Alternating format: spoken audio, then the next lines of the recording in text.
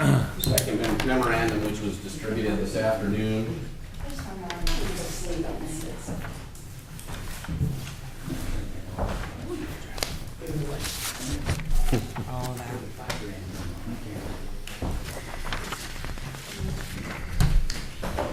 And this memorandum is a public packet as well. This memorandum concerns a property located at 9711 Keswick Avenue, and it relates to a complaint that was filed in January. Councilman Jeff Huber. The owners of the property are Mr. Larry Lanoux. Excuse me? Who said that? I didn't hear anything. Who said that? Deputy, could you escort her out of the building, please? Yeah, Thank you. it was my pleasure to go. Yeah, well, all right. Fine class of people you hang around with. All right, Nick, continue. You see what you said in the parking lot last month when you're out there? Go right ahead. Continue, Nick. 9711 Keswick Avenue is owned by Larry and Maureen Lanoux. And you have, as an attachment to my memorandum, a copy of a letter dated June 16th, which was forwarded to Mr. and Mrs. Lanoux related to the use of their property. It's noted that there is no conditional use permit for this property, but that the complaint alleges that the keeping of horses, which requires, if more than 10 horses, a conditional use permit.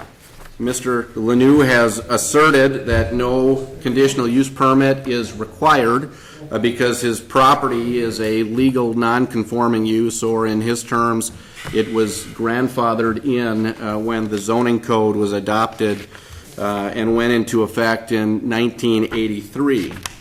You can see that I have provided our analysis along with a number of aerial photographs depicting the property and some historical documents. I've also attached Mr. Lanoux's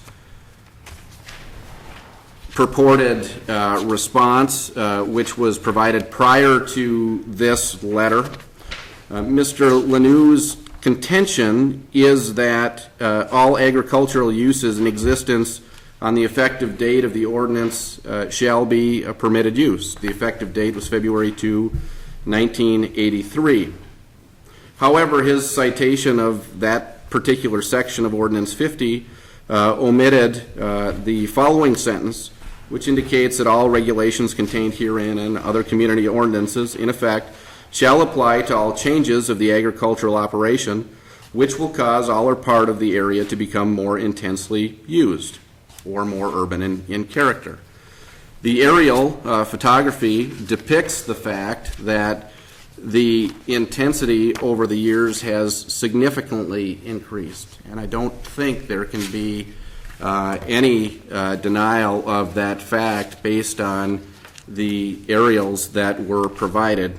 Additionally, the definitions contained within the code at the time also do not support Mr. Lanoux's contention because of the fact that while agricultural operations in existence may have been a permitted use, agricultural operations were at that time defined as the production of farm crops such as vegetables, fruit trees, grain, and other crops, and their storage on the area, as well as for the raising thereon of farm poultry, domestic pets, and domestic farm animals.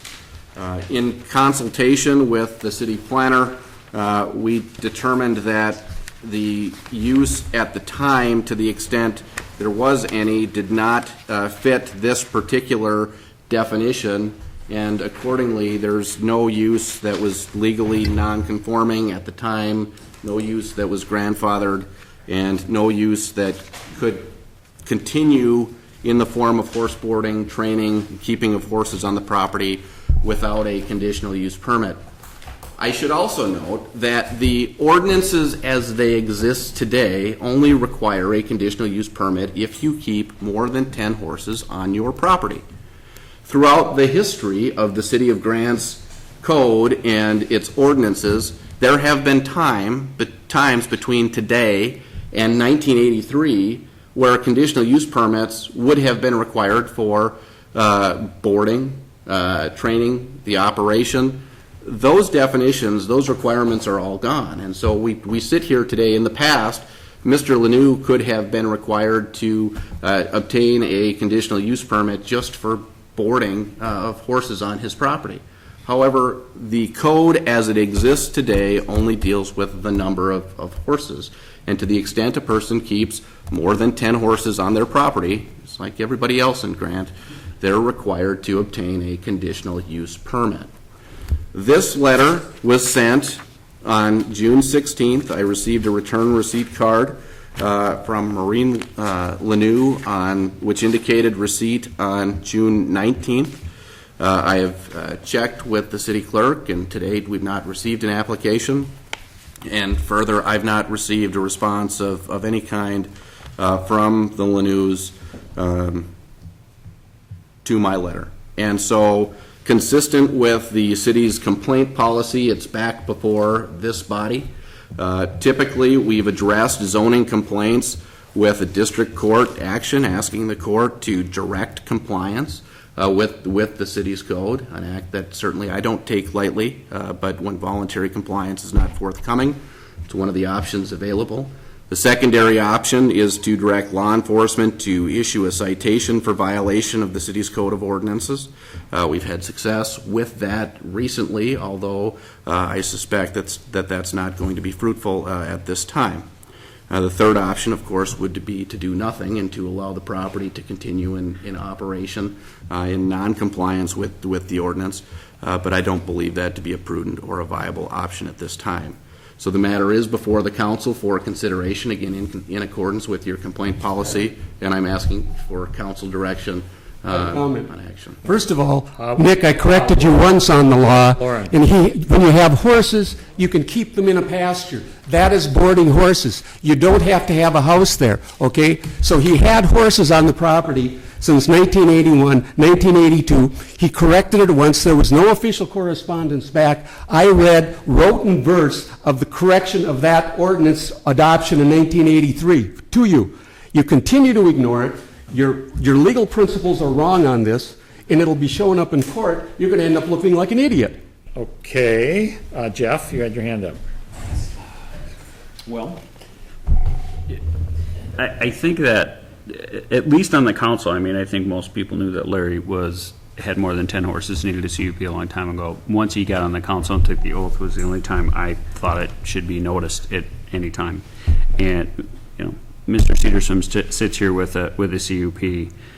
The other stable that is affiliated with the University of Minnesota training their English writers was given a CUP in 1979. That seems inconvenient dates.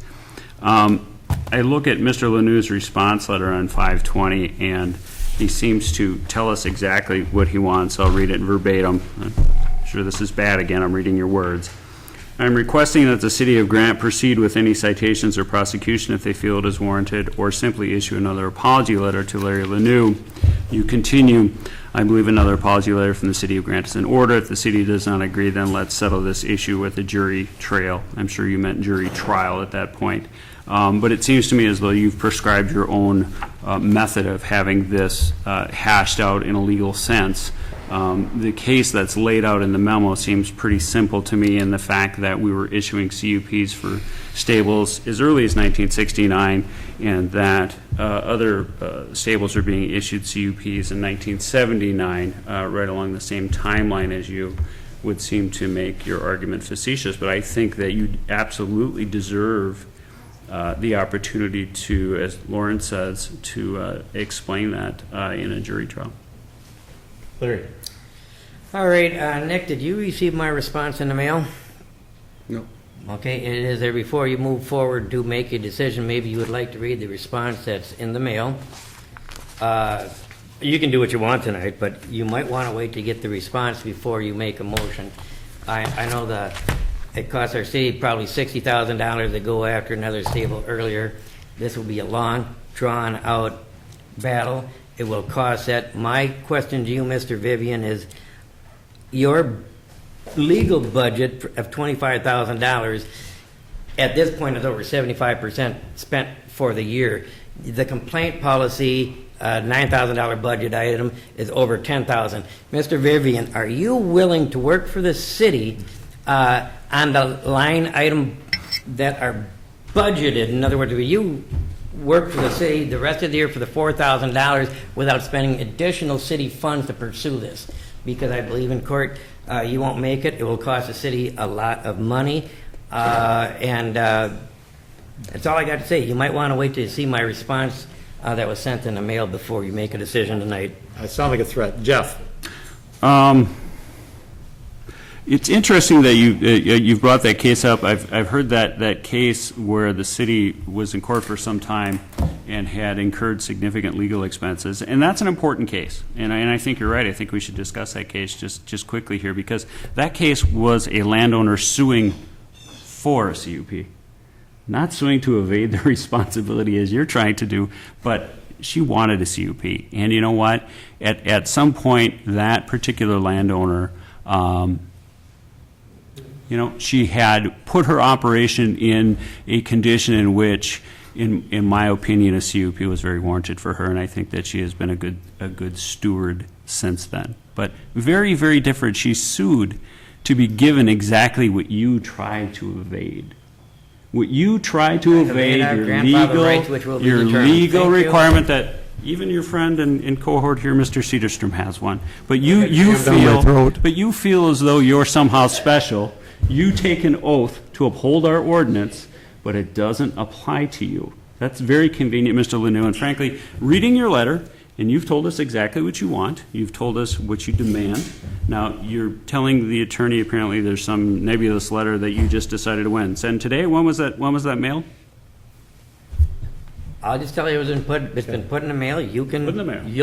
You'll receive it and you'll determine. Well, we could certainly reconsider whatever action we take here tonight if there's some hugely important piece of information there that you decided not to just bring and hand to the attorney. Certainly if there's something in there, we could certainly reconsider any actions if that's something you would consider.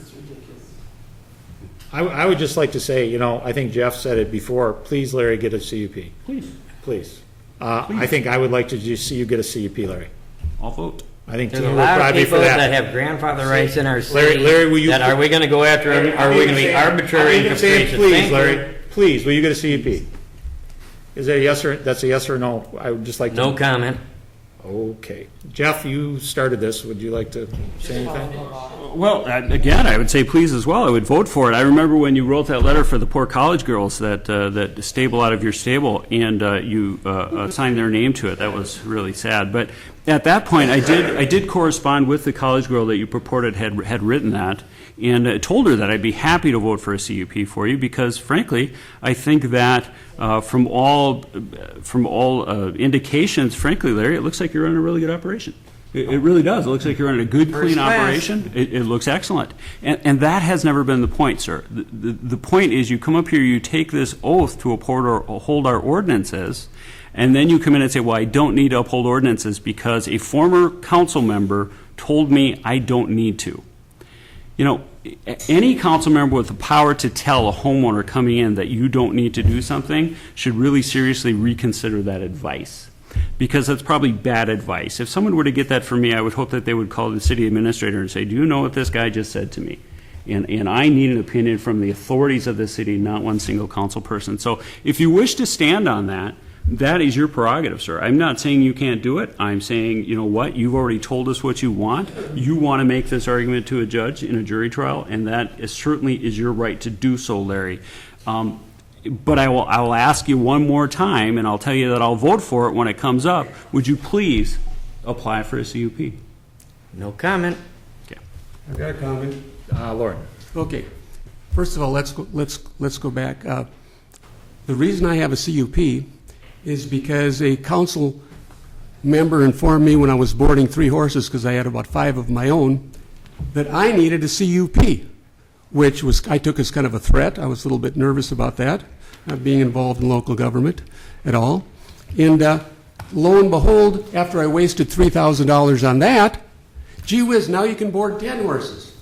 Well, that was kind of an arbitrary waste. So And as far as the CUPs, that one in 79, I'm not sure, those people didn't move here until about 95. So that's a whole different ballgame.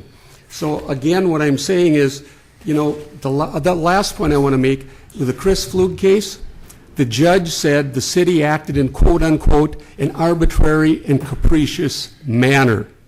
That's very important to note because most judges offer a neutral opinion and are not that critical. So we're kind of a little bit derailed here. We're kind of off the track, and I think we need to get back to it. We have the documentation that he was here. He was having horses. It took him a while to get the rest of the facilities up.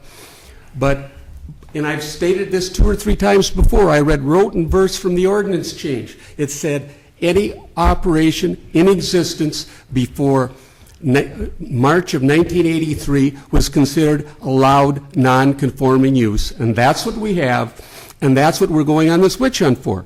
And it may upset some of the other, you know, that he doesn't have that little piece of paper. But it's like I said, it's once again what I would call arbitrary and capricious. Jeff? It's interesting that you bring up the fact you spoke to an individual council person and got bad advice. I didn't think that happened. I thought individual council persons just gave people great advice and they didn't need a CUP once you talked to them. But apparently if you talk to the wrong one, you get bad advice. So my point stands on talking to individual council people. That's no way to run a city. And you know what? Frankly, Lauren, if you're right, you're right. And if Mr. Lanoux goes in front of this judge, as he has, in his own language, stated that he wishes to do so, that's where he wishes to go with this. If he wishes to do that, and he goes before this judge and says, you know, here's my case, and the attorney in the city of Grant is incorrect, and I deserve this, well, then he does. At this point, the city staff, attorney, planner, zoning coordinator has determined that there is a violation. Mr. Lanoux has told us how he wants to handle this violation in his own letter to the city. I don't know what else we're supposed to do at that point. Well, you started it, Jeff. What do you want to do? Well, I'd like to comment before doing it. I wanted on record that this conditional use permit was not on the city agenda put in our packet, was not sent out notice till maybe 10, you said you put it out this morning, that it was added to the agenda. But this document, everybody's got in here, it's a 38-page document, was not by our city attorney's design. He said he put this together back in June, but it was not put in any of our city packet to review. Why did he wait till by his own admission, till 4 o'clock this afternoon to bring it to all council members? And I believe you're going to be voting on something none of you have thoroughly read and understand. So I want it on record that none of yous had this document before you voted to move this forward. Thank you. Nick? Well, let me just clarify an inaccurate statement that was just made. Because when the letter went out to Mr. Lanoux, it was forwarded to all council members for informational purposes. It did not include Councilmember Lanoux because Councilmember Lanoux was receiving this by mail as the property owner, and Councilmember Lanoux has a conflict in voting on any issue related to a matter in which he has a financial interest. Was this included in the packet at 4 o'clock this afternoon? Nick, talking. Please. Doesn't make any difference. So to the We don't use the Roberts rule. to the extent that Mr. Lanoux claims that the council has not seen this document, the council received a No, it copy. was provided today at 4 o'clock. Received a copy of this document nearly 3 weeks ago, actually 3 weeks ago, and perhaps even prior to the delivery to Mr. Lanoux. So everybody's seen it. It's a question of whether the council wants to move forward on it, how the council wants to move forward on it. And I would say that with all the property owners that we work with, our number one goal is compliance. And if somebody came into the city and started running an operation, regardless of what type of operation it is, that was in violation of the ordinance, we'd ask them to comply. And we've asked. We've extended communications from the building official. The building official has had communications with the property owners. I've put together my rationale. I've not seen a factual or a legal response to the letter that I've sent out. It's not uncommon for cities to send out letters notices of violation to property owners, and then to have property owners come back and say, well, you're mistaken because there's a different part of the ordinance that applies. Or there are facts that support the fact that I don't need a conditional use permit. Not received a factual response. What I've received is this conjecture that this is a grandfathered use, and by the terms of Ordinance 50, it's not a grandfathered use. It's not an agricultural operation. Lauren, you may shake your head at me, but it doesn't fit the definition, and unless it fits the definition, it's not Is not a horse a as domestic legal- animal? It's not permitted as a legal non-conforming use. Well, So, is a horse a domestic animal? It Lauren, says in there, it's domestic animals. A horse is a domestic Lauren, animal. no, Lauren, the ordinances broke down into multiple different uses for domestic animals and for different uses that are all agricultural uses, Lauren. The beginning of the ordinance says the closest use applies, and so horse boarding is horse boarding. correct. Go ahead. And so all I really want here is compliance. And I think that's what the. All we want. That's what the council has said as well. I know you believe that, but that's absolutely not the case. I'd like to see compliance. I'd like to move past this issue, and I'd like the city to get on to the other matters that are on the agenda. That being said, because I have to follow your complaint policy that you've adopted, this matter is before the council for action tonight.